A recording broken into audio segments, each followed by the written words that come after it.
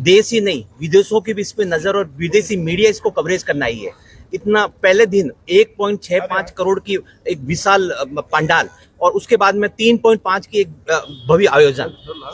देखिए, निश्चित रूप से कुंभ विश्व के लिए एक अनूठा उत्सव है, जहां स्वतः स्फूर्त भाव से देश और दुनिया से करोड़ों लोग श्रद्धा का भाव लेकर के, कुछ उत्सुकता का भाव लेकर के, कुछ कौतूहलता दुनिया भर से जानने के लिए कितना बड़ा आयोजन कैसे किसी देश में एक स्थान पर हो सकता है।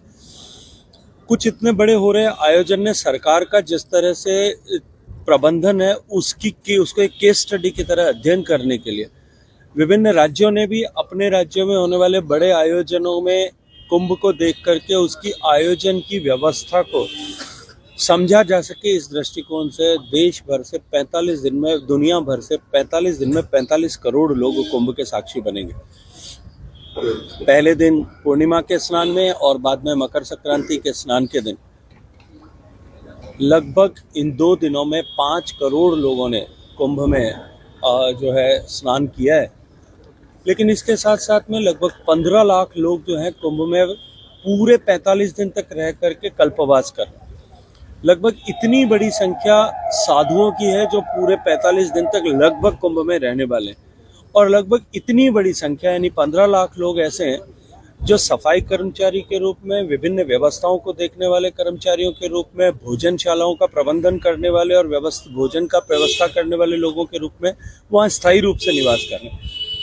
लगभग 50 लाख लोग स्थायी रूप से निवास कर रहे हैं और बाकी लोग जो है नित्य प्रतिदिन आते हैं। और ऐसे बड़े स्नान के दिन और भी ये संख्या आने वाली मौनी अमावस्या के दिन और भी ये संख्या जो है बड़ी होगी।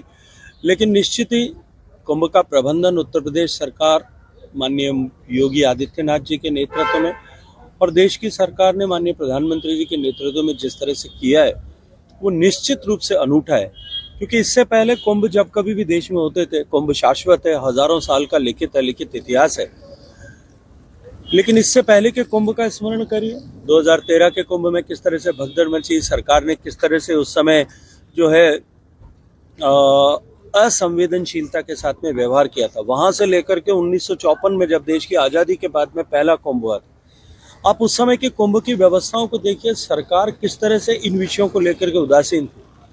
नेहरू जी के कुंभ में जाने के कारण से ऐसा लिखित रूप से लोगों ने स्टोरीज की है कि उस कुंभ में 1000 से ज़्यादा लोग जो भगदड़ मची थी उसके कारण से दिवंगत हुए थे।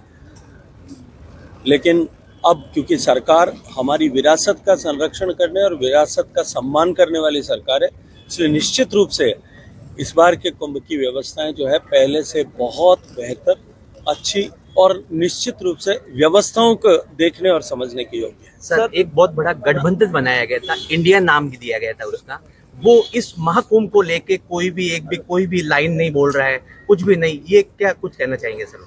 देखिए, वो अवसरवादियों का संगठन है।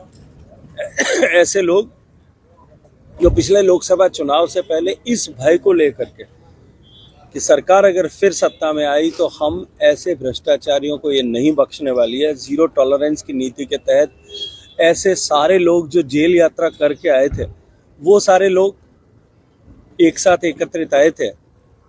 मुझे नहीं लगता कि ऐसे लोगों और ऐसे आचरण और व्यवहार करने वाले लोगों से, जिन्होंने कुंभ को पहले सत्ताओं में रहते हुए इस उदासीनता के भाव के साथ में, संवेदनशीलता के साथ में देखा है, वो कुंभ की महत्ता और आस्था को भी समझते हैं। सर, राहुल गांधी के बयान को किस तरह से देखते हैं? ने ट्वीट भी किया था, किस तरह से? राहुल गांधी जी के कौन से बयान के परिप्रेक्ष्य में आप बात कर रहे हैं? लिखा था कि उनके ही वंशज उनका मुखौटा होता है। देखिए, गांधी परिवार की राजनीति और वर्तमान में नेतृत्व कांग्रेस पार्टी का, उसको लेकर के अब देश और दुनिया के सामने वो बेनकाब हो चुके हैं। उनका चेहरा सबके सामने उजागर हो गया। वो हिंदी में एक कहावत होती है, हाथी के दांत दिखाने के और खाने के और।